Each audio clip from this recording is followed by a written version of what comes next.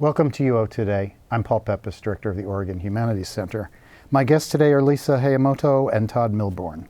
Heyamoto is a senior instructor of journalism at the University of Oregon.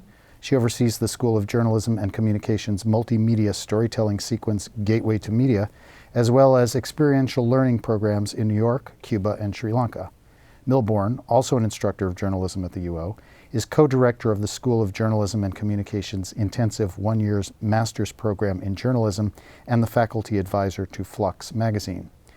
As 2017-18 Agora Faculty Innovation Fellows, Heyamoto and Milbourn co-founded the 32% Project, a national community engagement project exploring what drives and disrupts trust in the news media. Thank you both for coming on the show. Thanks for having us. To be here. So first, explain the title of the 32% Project. Where did that come from? Sure. So Gallup conducted a poll in 2016 that revealed that just 32% of Americans had trust in the news media, which was an all-time low at that point. That number had been going down year after a peak, I believe, in the 70s. But this was a new low, and for many journalists, it was startling. And it came at a time where low trust in the news media was becoming evident in other areas of journalists' experience and in the public sphere. So we wanted to name our project after that as sort of a motivation to get that number up. So you've implied that's the goal of the project, to figure out how to get that number up. So first, let's talk about what did you find about why the public distrusts journalism and the media? Well, there's really a lot of complex forces at play here, right? There's been a lot of technological change. Where people are getting information is different. How they're consuming it, you know, the nature of communities and sort of transience in society has been played a role. So you have a lot of things going on. I think you've also seen changes in how news organizations have often had a big local presence. We've seen, because of economic forces, a lot of pullback. So there's really a complex stew of reasons for why trust is declining, and of course, trust is declining across a whole range of civic institutions. So journalism is not, by itself in this, but part of a group of institutions that are really struggling right now. So tell us, to answer the question of how do you get that number up, what did you do? Well, the very first thing we did was actually reform our question. Our first sort of impulse was, okay, how can we get the public to trust journalists more? And the more we sort of explored that, the more we realized that we had it backward. Because trust isn't something to ask for, it's something to earn. And so that was a really profound insight for us, and it completely flipped our approach to the project. And so if you are not a trusted institution, we wanted to ask, okay, why? And what would that look like if you were? So that changed the focus of our project onto citizens. Rather than sort of, there have been a lot of talk about sort of media literacy issues in terms of, okay, if people don't trust journalism, maybe they don't understand it. And we found that in fact they don't understand it. But if someone doesn't trust you, you can't just keep telling them that they should. You need to show them why they should and earn that trust. So tell us the methods that you used in the study. What did you do? Where did you go? Who did you talk to? Yeah, well, we really wanted to get a true cross-section of people in the country. And so we looked at having workshops in different regions of the country. So we went to California, we were in suburban Los Angeles, we were in Mississippi, Illinois, Massachusetts. So we really wanted to get a good sense of regional diversity, political diversity, big cities, small towns, suburbs, and all of that. And the way we approached the research was we really wanted to have community conversations. So, there's been a lot of, focus group research, and we've been really interested in the idea of sort of a more engaged style of journalism. And so we took some of those techniques, community conversations, small groups sharing back to the big group, and really wanted to make it a comfortable forum where people, one of the challenges I think we have in journalism is doing a better job of listening. And so we really tried to make these about communities coming together to listen to each other, and journalists being there to listen to those communities about what their concerns are. So the report's subtitle is How Citizens Define Trust and How Journalists Can Earn It. So the first question is, what did you find about how citizens define trust? What do they think trust means? Sure. We approached this from the lens that it's really hard to have sort of real feedback and real conversations when it comes to things like the media or concepts of trust, which are very personally defined. They're differently defined. They're hard to wrap your arms around. And especially when it comes to discussions about the media, a lot of times people kind of retreat to camps, or they have sort of like talking points that are hard to get past. So our approach for the project in general, and then in the workshops in particular, was to approach it from a place of discussing interpersonal trust. Who do you trust in your life? What institutions, what organizations, what people? Why do you trust them? And those conversations were incredibly illuminating because it took people out of sort of this political space, out of this sort of big picture space, and took it down to their personal lives. Because at the end of the day, I mean, anybody who chooses to engage in anything, it's ultimately a very personal decision.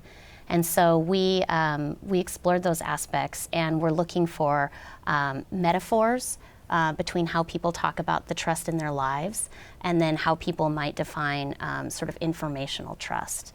And what we found is, I mean, kind of the things that you would think about interpersonal trust.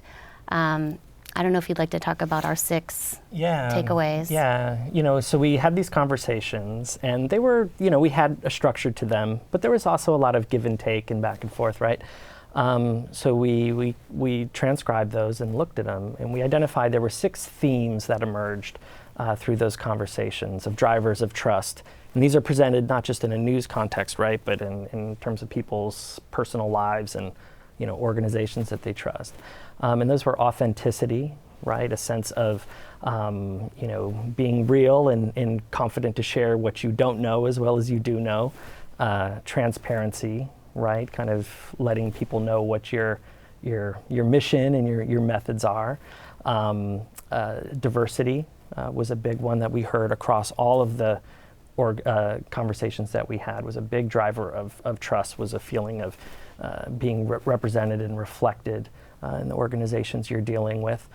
Positivity was another one that emerged, which was interesting in a journalistic context, as well as a sense of shared mission. I think a lot of journalists have framed their job as very much independent and as a degree removed from communities. That's how I came up in my journalism training. You did as well. But when we went and talked with these communities and heard from them, what we heard them say was very much they will be willing to trust an organization that shares some values and shares similar values for the community going forward. Okay, let's talk about some of these qualities one at a time. So authenticity, let's start with that one. Okay, so how does journalism become more authentic or demonstrate more authenticity? How would you go? I mean, you're a journalist. How do you go about doing that? Well, I'll start with where one of the most poignant things I think somebody said about authenticity was it was a conversation in Mississippi, and we were talking about person or organization that you trust, and a participant brought up his faith leaders at his local church, and said, you know what, I really trust my faith leaders. Okay, well, why? What makes you trusting of them? And he said, well, sometimes I'm wrestling with complex questions, and I'll go to them and ask them for their opinion, what they think, for some guidance, and they'll tell me that they don't know the answer, right? But here's some tools, go look it up, do some research, kind of come back. And, members of faith community, also journalism, right? There's a sense of authority there. But this person thought it was very impactful to have, that sense of authenticity, right? Confidence saying, I don't know as much as what I do. So in a journalistic context, right? Breaking news is happening. You turn to the TV station that's got the scoop, that's got the exclusive, right? what would that look like, though, for news organizations to be more comfortable saying, well, we don't have all the facts yet. We're still waiting. We're talking to people. Here's some tools to go look up more information. We think that's really an area worth exploring deeper. Mm-hmm. So the second one was transparency. So what does that look like? What does this new transparent journalism look like? Sure. That was one of the things that I think surprised us most as journalists, was how little people understand the journalistic process. They don't know how a journalist goes about making decisions about what stories to do, where the information is, how it all comes together. They really felt like it was a black box. Mm-hmm. And the more we thought about it, the more we realized, well, of course. Just like any industry, there's lingo and there are processes that are not viewable to everyone outside of that. And yet journalism its very mission is to serve the public, so those processes should be very transparent. And what we heard over and over again is, if I don't know sort of how the sausage is made, I'm not going to eat the sausage. And so I think that in many ways is sort of the easiest fix in terms of building trust. If journalists just put transparency at the heart of what they do, and you can show that in many different ways. For example, people don't understand what a news analysis is versus like just a news story or an opinion piece or like a narrative feature or all these different things that journalists know. And those are very different things. And so if you don't even know sort of what you're signing up for, of course you have some questions about it. People want to know who these journalists are that are bringing me this news. Where are they coming from? What's their perspective? They want to understand what some of the terms mean. What does it mean to have an anonymous source? What does it mean to be off the record? In some cases, that's not even agreed upon in the journalism industry. So, people were saying, I see that I'm hearing a soundbite, or I see that you've quoted someone there. Well, I would like to know sort of, I would like to take a look at that broader interview to see how you use these pieces. And it's certainly, time consuming, and it takes some forethought and some planning for journalists and news organizations, but those things shouldn't be a secret. Mm-hmm. So I think the next one is diversity. Mm-hmm. So diversity is one of those overwrought words now.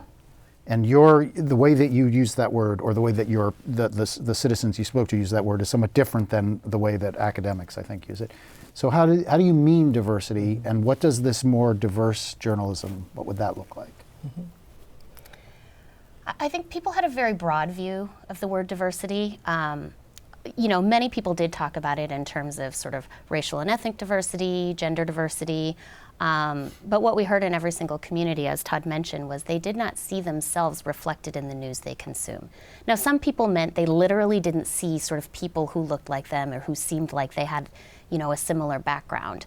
But they really did mean it on a broad sense. They didn't see their lives reflected there. And a lot of the people we talked to were, I think, very, very insightful about some of the reasons for that. One of the reasons is very straightforward, is that there are some communities, some populations, they're very underrepresented in newsrooms. For example, journalists of color. There have been a lot of efforts to increase that number, and the numbers seem fairly stuck.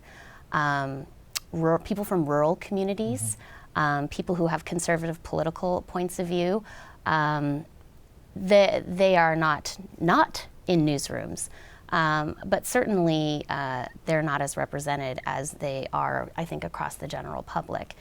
And so people really understood that when journalists come to a newsroom and they say, okay, I've got this story idea, a lot of times those ideas come from their backgrounds, their experiences, their worldview.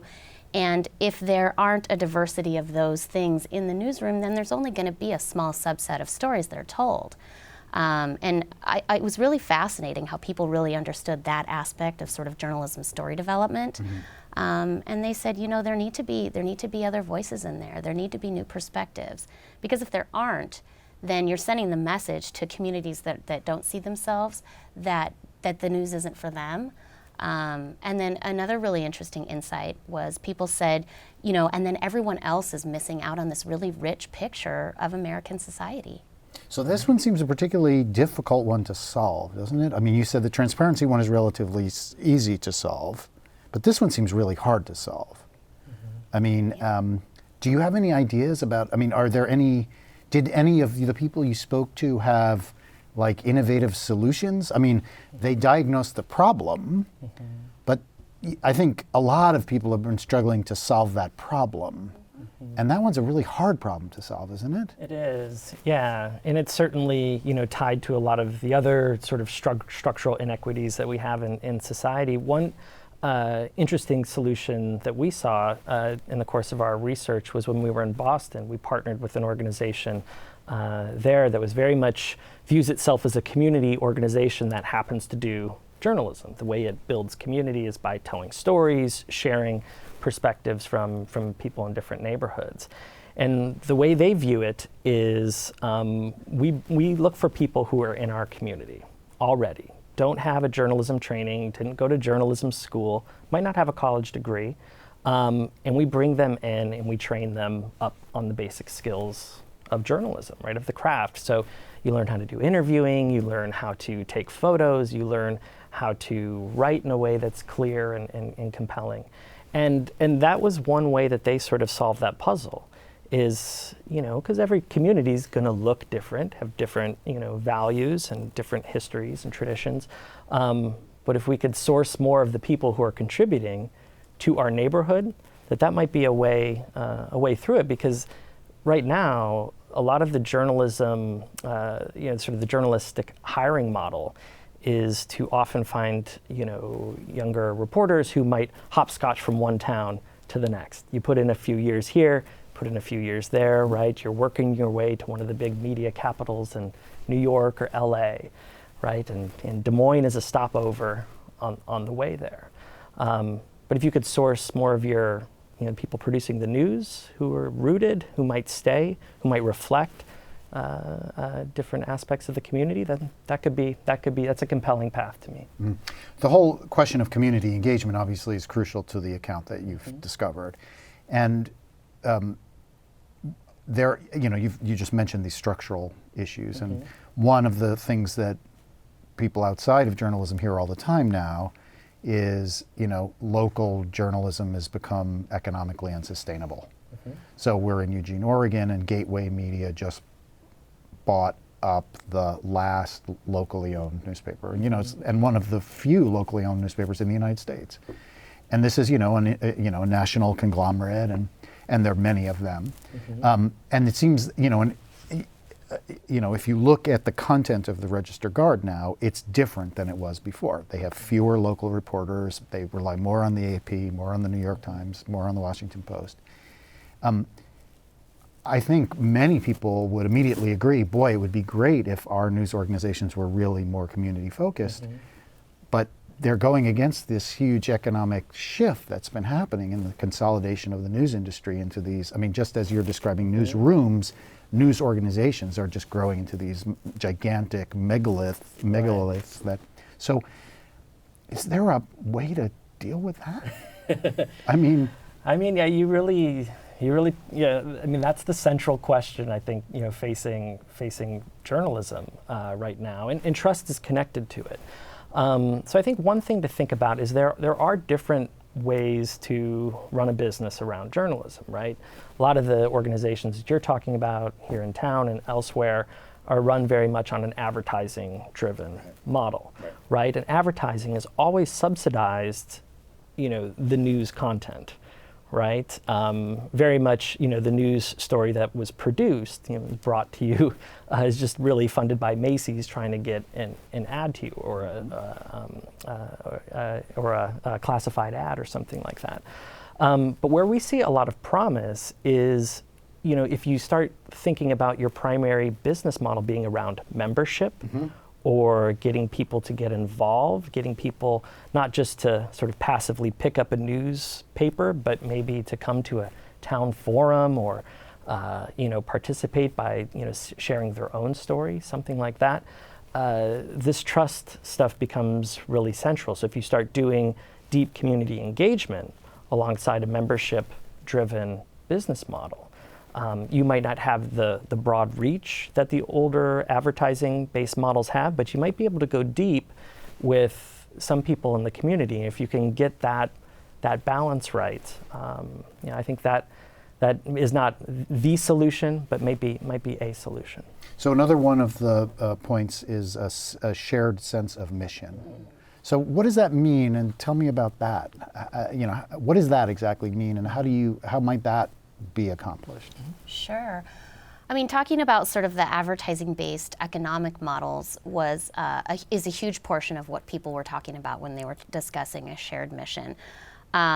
So one aspect of that is people feel if the product itself is funded by advertising, then the product itself is aimed toward advertisers.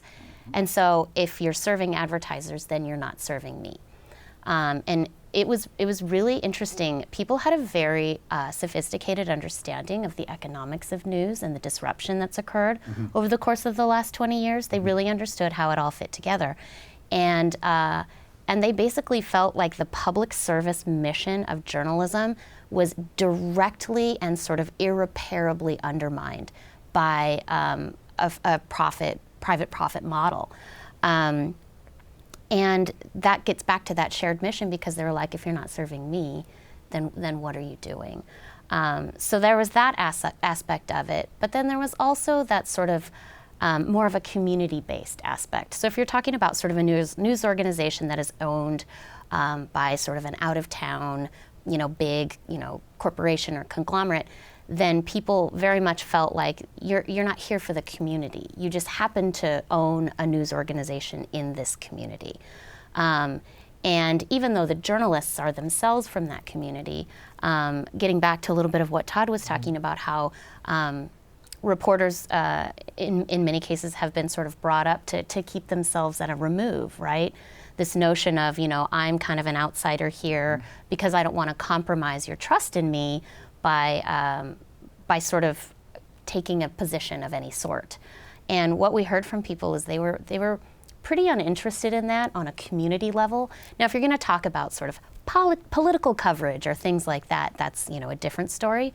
But on a community level, in terms of sort of community local journalism, they wanted to feel like the journalist at the school board meeting had a kid there and had a dog in that fight, and that people were doing journalism for the people in that community, not just about the people in that community. So this gets to my next question, which is you recommend that news organizations employ solutions journalism, and I assume that's what you're talking about. So what is solutions journalism, and how do you do that? Yeah, so solutions journalism is just kind of a different frame for thinking about stories, right? And I come out of my background and training was in investigative journalism, right? Which is always like, the coin of the realm is highlighting the biggest problems affecting the biggest number of people, and dropping that on somebody's doorstep. But I think what happens sometimes, right, is, for the audience, you might throw up your hands and you're just like, oh, here's yet another problem, right? This is happening in my community. That's happening. This is happening in the world. And you feel a sense of powerlessness, right? And so how can journalism wrestle with that? So what solutions journalism says is, let's just kind of shift the frame a little bit. Instead of leading with the problem, let's look at, say the problem is something in the news like the opioid crisis, right? Major problem affecting a lot of communities across this country. Traditionally, you would lead with that problem, and then maybe down toward the bottom of the article, here's another community who's dealt with it and figured out a path forward. Solutions journalism says, hey, let's lead with those solutions. Let's report on them rigorously, what's working, what's not working. It's very data-driven, it's very evidence-based, but it's a framing that allows people to feel like they can get involved. Right? It takes into account the response from the reader and wants to have them become a part of the conversation. Now that seems to me to be a kind of shift that would be really not very difficult to make at all. I mean, there's plenty of areas where serious problems are actually, there are groups that are really trying to deal with these problems. it doesn't seem that hard to me to shift the way the story's written so that you lead with those people that are dealing with the solution. Yeah, I don't think so. I mean, you're sitting there as a reporter and then editor. You got a screen in front of you, and you're working on your story. Just move these parts up. Let's think about the framing. Let's think about how we're going to try to engage people around this. Yeah, that's an easy fix, I think. Yeah. Well, but I will say to many journalists, this sounds like activism, or this sounds like taking a position of some sort. Right. And I think certainly you can view it that way, but that's not how I would view it. I would view it as just telling the story from a slightly different lens. And so there are people in the journalism community who aren't quite understanding sort of what this means and are therefore a little resistant to it. Which kind of gets back to that sort of sense of shared mission, right? And the positivity that you had mentioned earlier. Because people were really clear, they find the news to be too negative, and they find it to be depressing and disempowering. And I think solutions journalism is a powerful way forward. People were also really clear that they don't want, puppies and kitten type stories, Right. That's how positive journalism seems to get defined too often. And that's exactly right. But that's thin journalism, Yeah. but it doesn't mean that it can't be rigorous. Right. Yeah, and I like how you pointed out, the sense of resistance or feeling of discomfort. And I would argue that feeling a little bit of that right now is good. Right, when we look at some of these trust numbers, when we look at the situation that journalism is having to deal with, it's a really important, critical time to be challenging some of these fundamental assumptions, right?